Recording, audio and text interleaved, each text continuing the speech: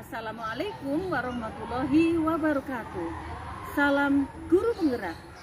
Kali ini saya akan menyampaikan demonstrasi kontekstual modul 3.1 pengambilan keputusan berdasarkan nilai-nilai kebajikan seorang pemimpin.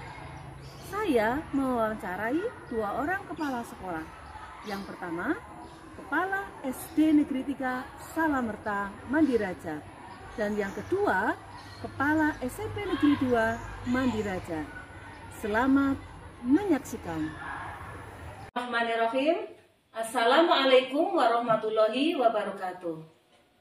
Perkenalkan, saya Irfa Masyatul Aziza, calon guru penggerak Angkatan 7 dari Kabupaten Banjarnegara. Asal sekolah SMP Negeri 2 Mandiraja.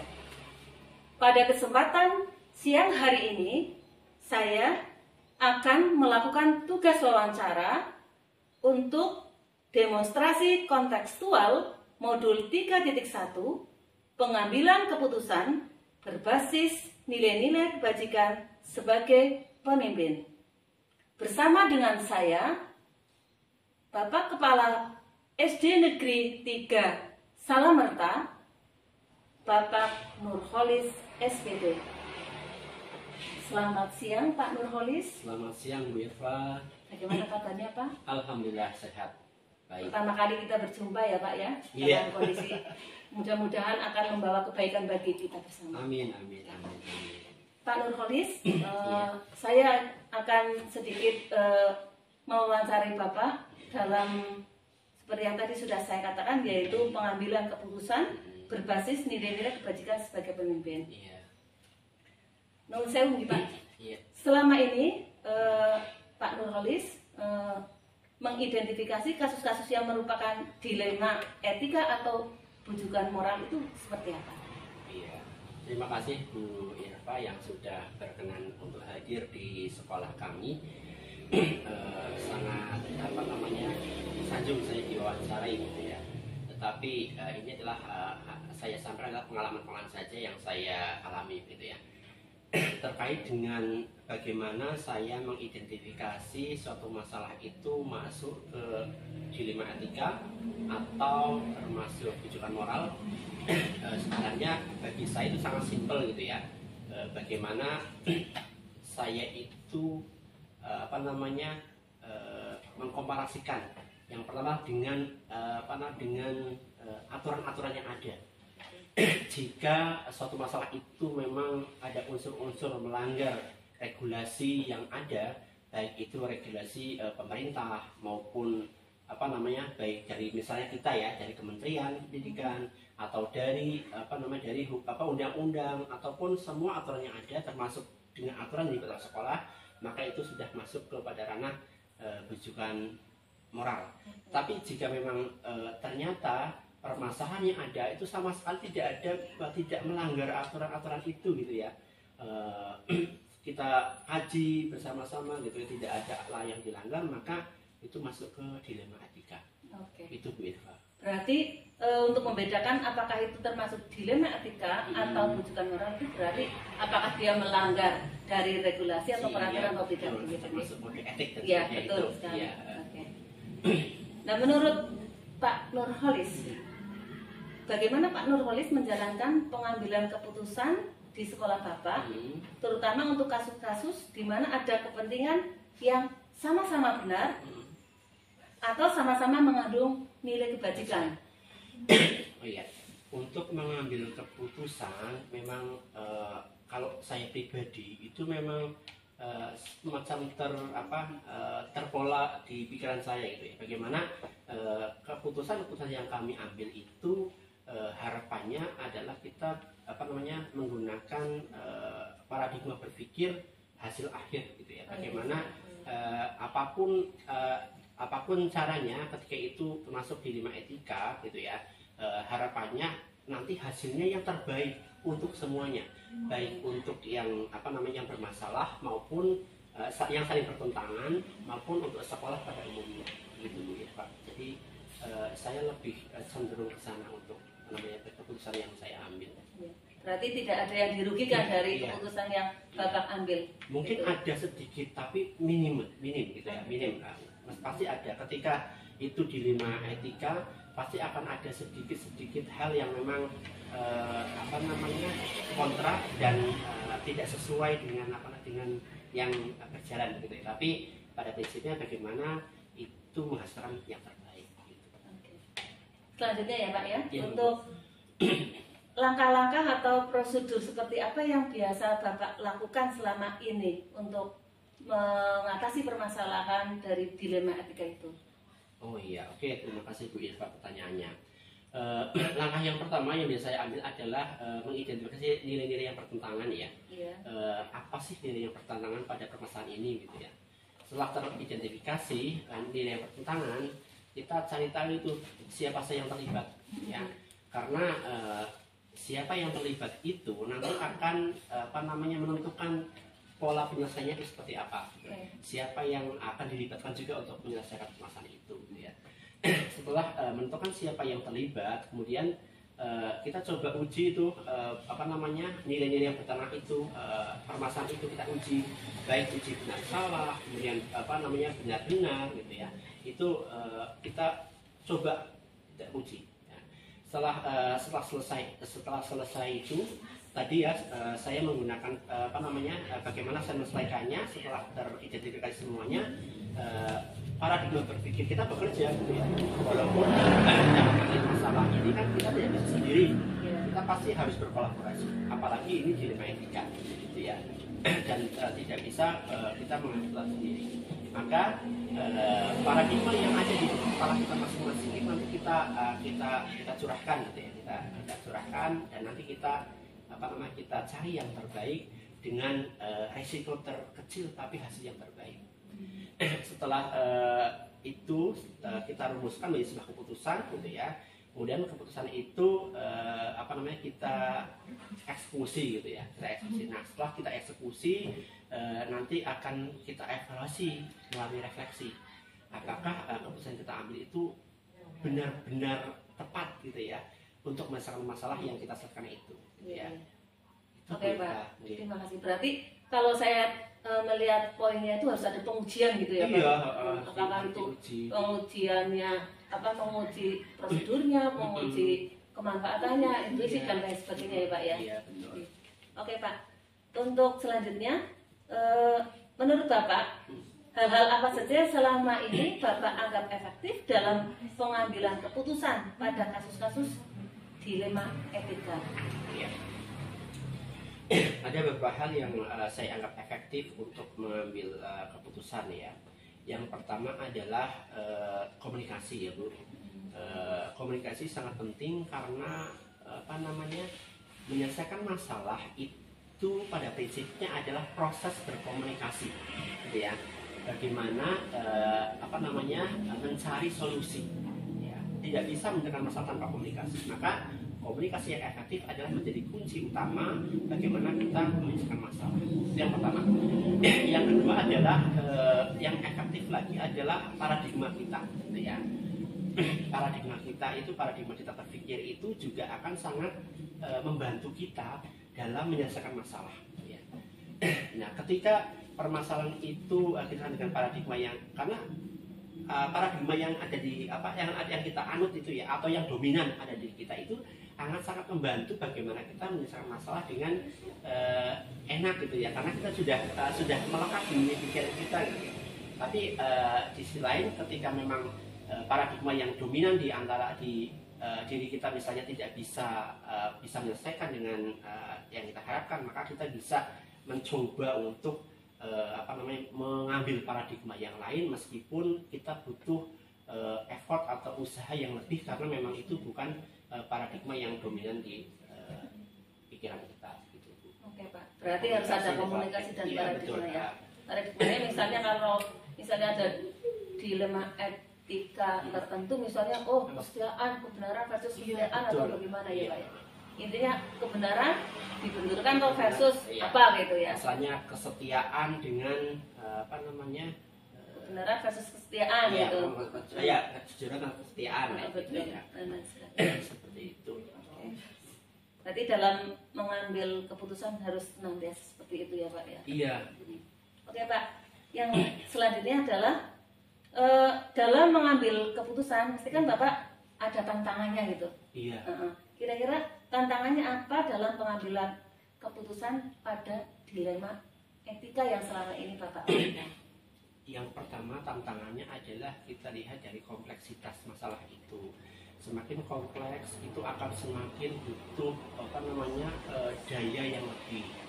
Semakin banyak yang terlibat, maka kita akan butuh energi yang lebih. Itu yang pertama adalah kompleksitasnya. Itu adalah sebagai tantangan. Yang kedua adalah pihak-pihak yang terlibat itu pasti memiliki pola pikir yang berbeda, paradigma yang berbeda. Itu juga menjadi tantangan tersendiri.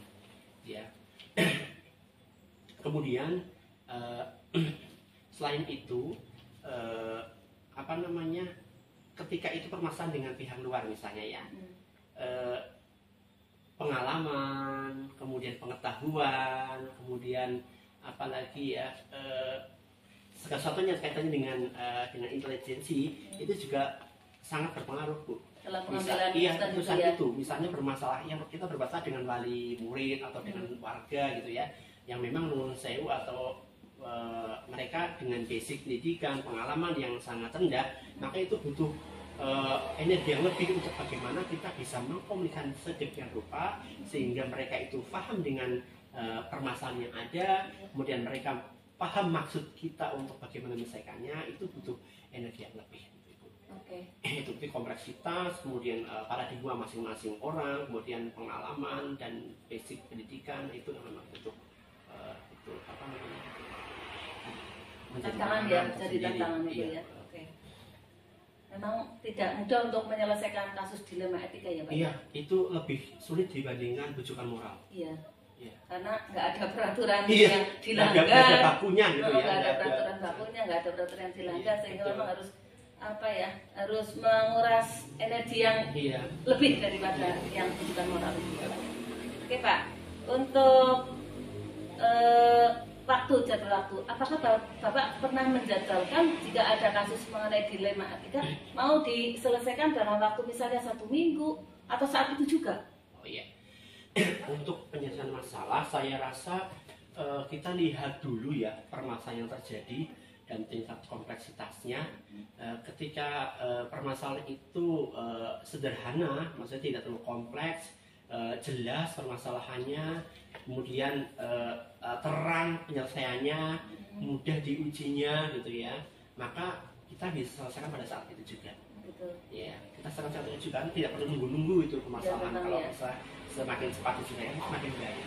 Tetapi ada permasalahan-permasalahan yang memang cukup kompleks, baik itu dari segi permasalahan itu sendiri gitu ya, atau segi yang terlibatnya, atau fakta-fakta yang terjadi belum kita garis secara lengkap, maka kita bisa atur itu, bisa kita atur lini masa penyelesaiannya.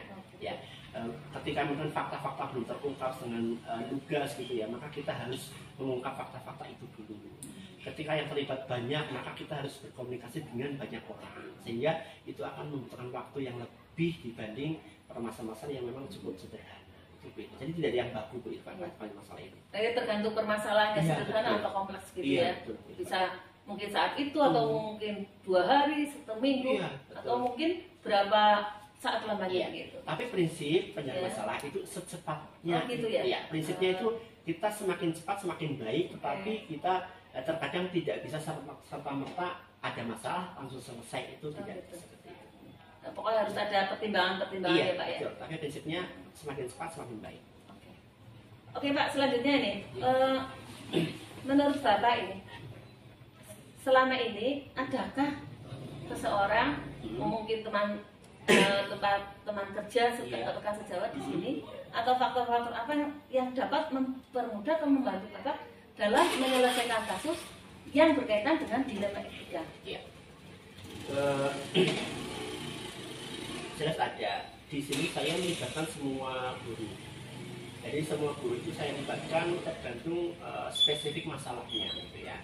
Misal permasalahan itu memang saya rasa bisa kita lakukan untuk semua guru, maka semua guru saya minta untuk pendapatnya. ketika itu spesifik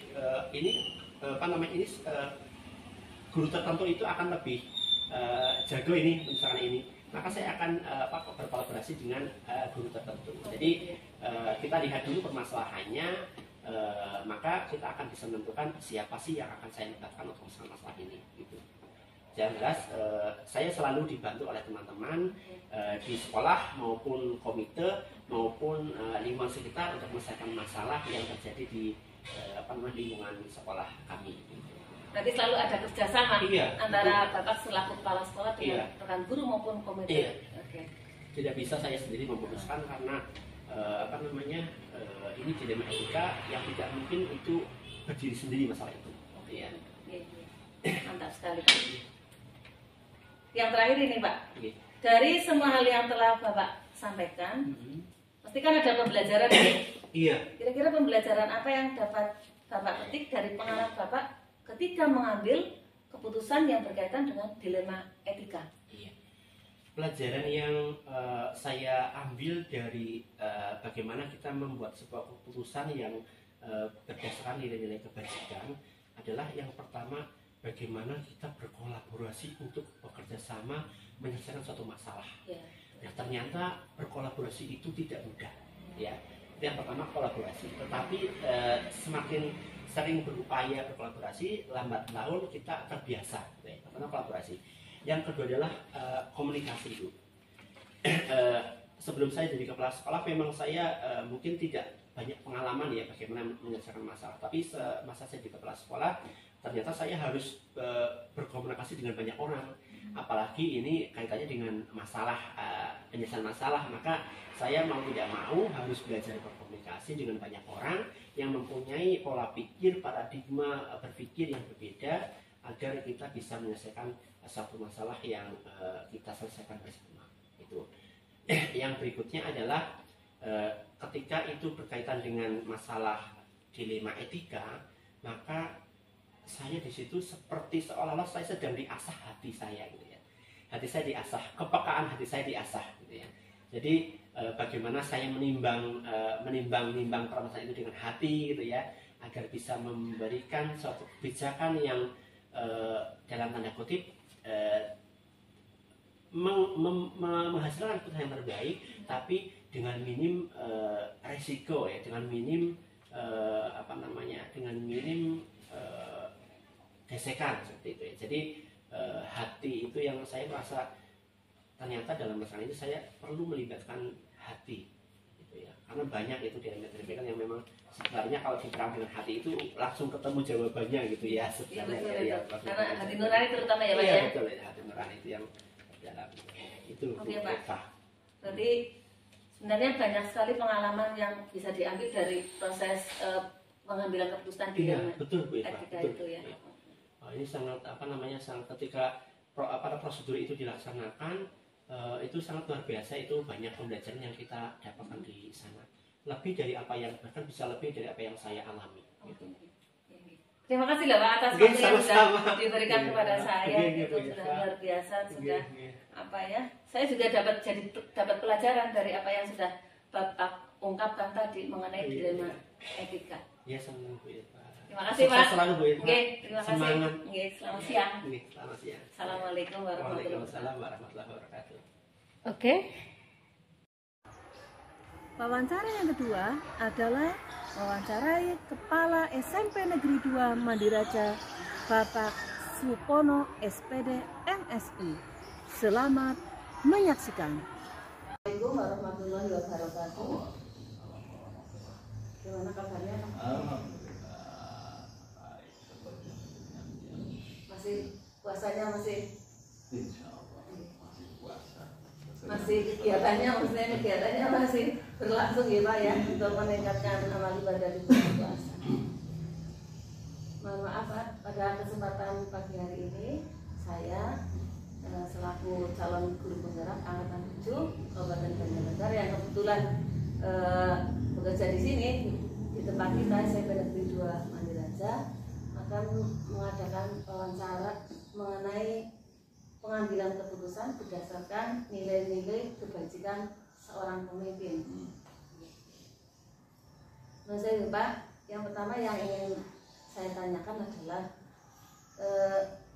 bagaimana Bapak dapat mengidentifikasi apakah kasus-kasus yang ada di sekolah itu merupakan dilema etika atau bujukan moral. Dilema etika itu adalah suatu kasus yang benar versus benar. Tapi kalau bujukan moral adalah benar versus salah. Nah, menurut Bapak itu bagaimana Bapak dapat mengidentifikasi kasus tersebut yang ada di sekolah kita itu termasuk dilema etika atau bujukan moral? Baik, untuk hal seperti itu sebenarnya kasusnya sangat sedikit lah, tidak banyak terjadi. Karena pimpinan tentunya selalu melakukan cek and recheck, evaluasi, sehingga untuk pengambilan keputusan yang berdasar pada etika itu bisa diminimalisir. Nah, karena dengan dari cek and recheck, ya maka kita bisa melakukan monitoring progres dari setiap kondisi yang kita pantau. Misalnya ada anak yang misalnya nilai ulangan hariannya kurang namanya. Nah, maka semakin sering kita melakukan pemantauan, maka hal itu akan semakin kecil kejadiannya. Dan ini bisa diminimalisir, tidak terlalu dirisaukan. Hanya untuk yang berdasarkan moralitas ini kita memang sifatnya sangat insidental dan harus mengambil keputusan dalam waktu yang singkat. Nah, ini yang kadang-kadang sangat merepotkan sekali.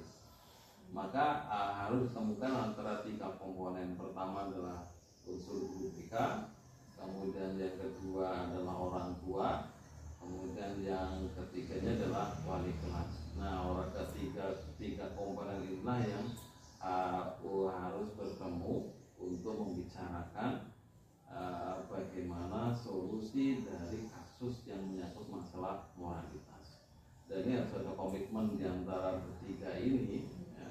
Jadi pimpinan cukup memberikan pendelegasian pada guru BK, wali kelas, dan mengundang orang tua untuk melakukan negosiasi dan melakukan pembicaraan bagaimana solusinya. Seperti itu. Kalau di dalam dilema etika kan berarti sesuatu yang benar dibenturkan dengan kebenaran dan itu tidak melanggar peraturan kedinasan dan lain sebagainya. Tapi kalau bujukan moral itu sesuatu yang benar dibenturkan dengan sesuatu yang salah dan itu melanggar aturan, mungkin peraturan dinas dan lain sebagainya dipanggil, dan itu akan bisa diidentifikasi kasus-kasus tersebut dengan melibatkan guru BK, kemudian orang tua dan wali kelas diwali.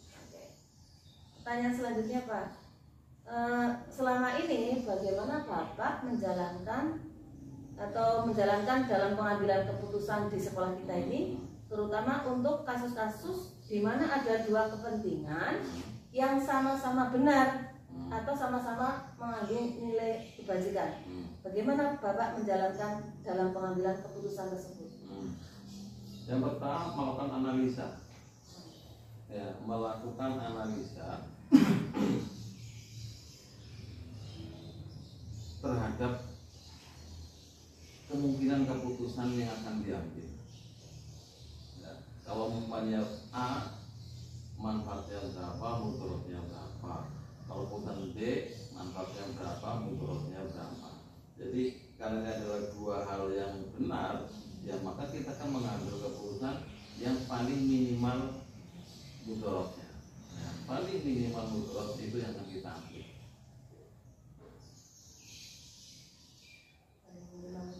Iya.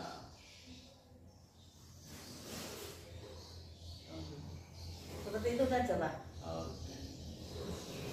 Nah kemudian Pak, kira-kira menurut Bapak ini langkah-langkah atau prosedur seperti apa yang biasa Bapak lakukan selama ini untuk mengambil atau menganalisis terhadap keputusan yang diambil berkaitan dengan dilema etika tersebut. Nggih. Berarti langkah-langkahnya seperti apa prosedurnya? Pertama, mencari informasi banyak-banyaknya ya, terkait masalah yang sedang dihadapi. Mencari informasi, kemudian yang kedua melakukan dialog dengan guru-guru yang senior maupun yang junior terkait masalah tersebut. Dan kemudian yang ketiga adalah mengambil keputusan dengan ya, mempertimbangkan masukan-masukan. Misalnya ini pernah apa enggak misalnya ketika Bapak mengambil keputusan tersebut untuk dilema etika itu langkah-langkahnya misalnya melakukan pengujian misalnya.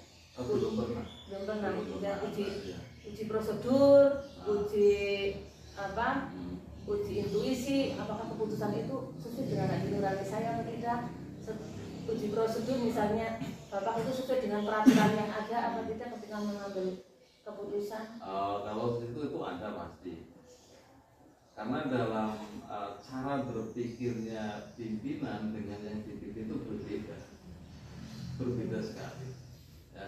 Kalau cara berpikir yang dipimpin bisa cenderung pada emosi, nah, karena kecewaan. Tapi kalau pimpinan biasanya lebih kepada regulasi secara makro dan untuk masa-masa akan datang. Nah, misalnya begini, bahwa dalam kriteria kenaikan kelas ada persyaratan begini. Ya. Oke, regulasinya jelas betul. Ya. Dan anak ini sepanjang tidak memenuhi persyaratan sudah pasti tidak bisa naik ke tingkat yang lebih tinggi. Nah, tetapi kan kita pijakannya bukan hanya sekedar itu. Ada sisi-sisi di mana kita juga harus memperhatikan sisi lain yang sebenarnya juga tidak kalah penting, yaitu proyeksi masa akan datang. Ya. Karena apa? Kita jangan terjebak pada hitam putih. Ini tidak memenuhi kriteria maka harus tinggal, harus dikeluarkan. Kemudian ini memenuhi maka berlanjut. Tidak seperti itu. Nah, kalau di tingkat pimpinan, wah tidak hitam putih seperti itu. Ya, makro, waktu. Memang betul ini secara regulasi di tingkat satuan pendidikan aturannya begini. Tetapi dalam skala makro ada program yang lebih besar lagi, yaitu bagaimana kita mensukseskan program nasional. Yang kedua adalah bahwa tidak semua siswa harus menguasai semua hal. Tidak semua siswa harus menguasai semua hal. Karena untuk menjadi seorang dokter tidak harus pintar bahasa Indonesia, tidak harus pintar seni budaya, tidak harus pintar matematika. Sama halnya untuk menjadi seorang pelukis, buat apa harus belajar matematika, belajar fisika?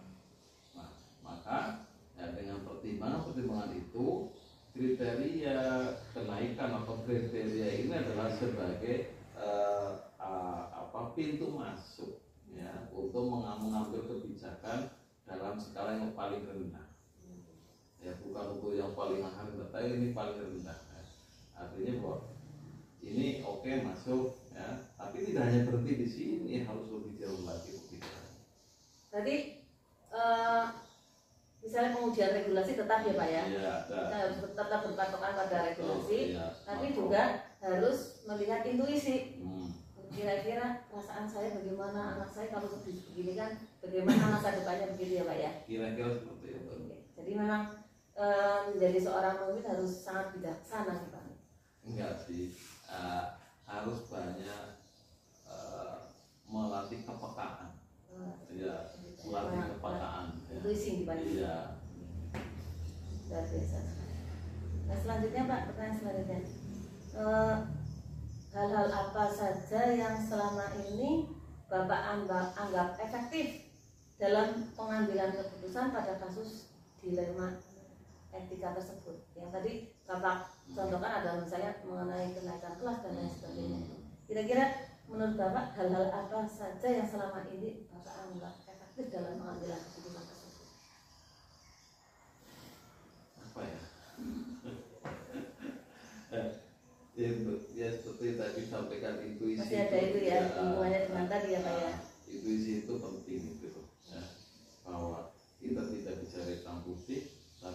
kita bicara pada hal yang abu-abu itu jauh lebih penting. Ya, dengan semakin banyak komunikasi dengan pihak lain, insya Allah keputusan itu tidak akan melukai pihak yang merasa dikecewakan maupun objek yang merasa harus diberikan hukuman. Ya, jadi ada balance, ini yang menginginkan hukuman tidak kecewa, tapi ini yang tertuduhnya juga tidak merasa dijatuhkan sekali. Dan caranya itu tadi banyak komunikasi dengan orang lain dan membuka sudut pandang yang lain. Jadi harus banyak orang yang terlibat mungkin ya dalam pengambilan, banyak mendengar, harus banyak mendengar, membuka berbagai macam pertimbangan. Yang memutuskan tetap pimpinan yang memutuskan, tetapi pertimbangan-pertimbangan dari sisi-sisi yang memungkinkan masih harus kita ambil. Selanjutnya Pak, selama ini menurut Bapak ini apa yang merupakan tantangan dalam pengambilan keputusan yang berkaitan dengan dilema etika tersebut? Tantangannya apa sih Pak itu? Mesti ada tantangannya Pak. Keputusan Bapak nanti mungkin akan ditentang oleh siapa itu dan lain sebagainya. Tantangannya hanya satu sebenarnya, frekuensi. Ya, jadi maksudnya antara cara berpikirnya dan ekspektasinya pimpinan ini seringkali berbeda dengan yang dipimpin. Sering ini masih ada gap ya Pak? Iya, biasanya itu ya. Kenapa? Faktor pertama adalah faktor psikologi, yaitu kenyamanan. Nah ini, jadi sudah nyaman sehingga kalau ada hal yang sedikit saja berbeda dia tidak akan siap menerima. Biasanya begitu. Contoh begini ya. Contoh absen, pinternya ada tapi manualnya ada, ya. Atau sekarang dengan koordinat dan manual. Untuk membiasakan loh ya, bukan untuk melakukan hal yang sungguhnya, itu saja susah. Ya, maka harus sering diingatkan ya, bahwa ini belum berlaku, tetapi kita harus membiasakan diri agar kita sudah lanyah atau sudah terbiasa pada saat dimana absen itu diberlakukan. Di sisi lain, pimpinan menghendaki agar mulai pembiasaan, ya. Di sisi lain, ini belum berlaku, jadi tidak perlu untuk dilaksanakan.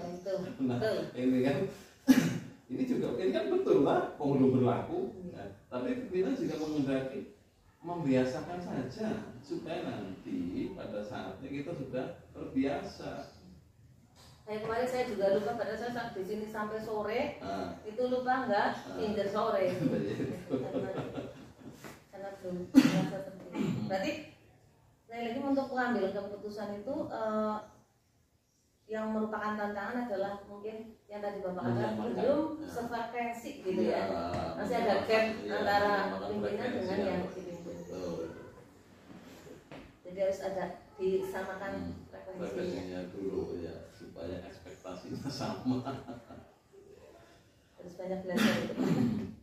Kemudian ini Pak, yang selanjutnya, apakah dalam menyelesaikan kasus-kasus dilema etika itu ada timeline-nya apa enggak Pak? Maksudnya harus selesai sekarang atau 2 minggu yang akan datang atau seminggu yang akan datang atau 4 hari yang akan datang, itu ada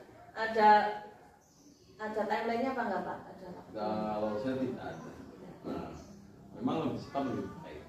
Biasanya kalau ada masa itu ya paling kita bicara dari hati ke hati, tapi tidak mematok kapan harus selesai enggak ya. Nanti kita sambung hati dulu ya, untuk menyamakan persepsi dan frekuensi. Insya Allah kalau sudah nyambung hati ya tidak masalah ya, cepat atau lambat pasti akan berubah juga gitu. Jadi yang pertama, saya tidak waktu kapan harus selesai, tapi sesegera mungkin melakukan komunikasi dari hati ke hati, sesegera mungkin.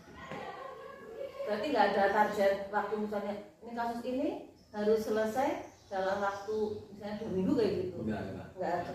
Yang target adalah sesegera mungkin mengadakan komunikasi dari hati ke hati, itu sesegera mungkin. Lebih cepat lebih baik gitu. Ya.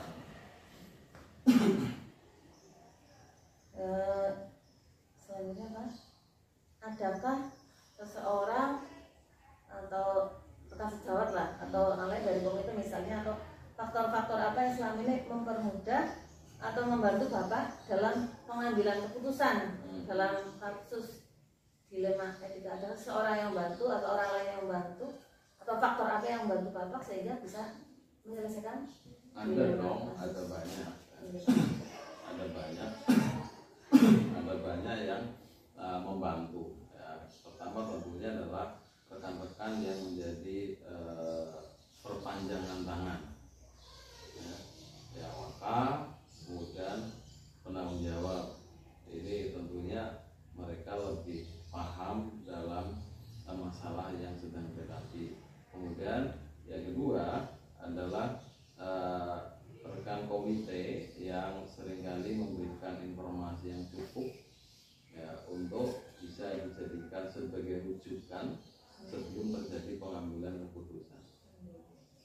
Ini memang nggak sendiri ya Pak ya? Enggak. Kalau sendiri nanti dikira apa gitu, diktator atau gimana? Enggak. Jadi memang harus bekerja sama dengan pihak-pihak lain yang terkait dengan sekolah kita ini ya Pak ya.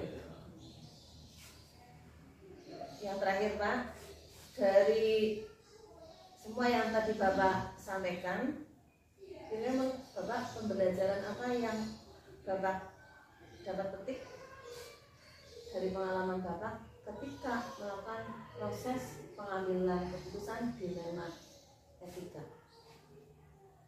Banyak belajar untuk mendengar, jadi banyak belajar untuk mendengar, dan juga banyak belajar untuk membuka dialog dengan siapa. Jadi banyak belajar untuk mendengar dan berdialog dengan siapa saja. Berarti ini untuk menyelesaikan kasus yang seperti ini memang harus kita lakukan ya Pak. Iya. Banyak mendengar. Banyak mendengar dan Banyak berdialog. dialog. Ya, insya Allah itu akan meminimalisir semua resiko yang mungkin sekali terjadi tidak seperti yang kita inginkan. Ya. Jadi segala keputusan itu nanti akan jadi tanggung jawab bersama nih Pak. Iya, Kalau ada apa-apa nanti. Baik Pak, terima kasih atas waktu yang sudah diberikan kepada saya untuk melakukan wawancara ini. Mudah-mudahan akan baik untuk kita, terutama untuk saya jadi bisa menimba pengalaman Bapak menjadi seorang pemimpin dalam mengambil keputusan-keputusan. Oke. Terima kasih Pak. Assalamualaikum warahmatullahi wabarakatuh.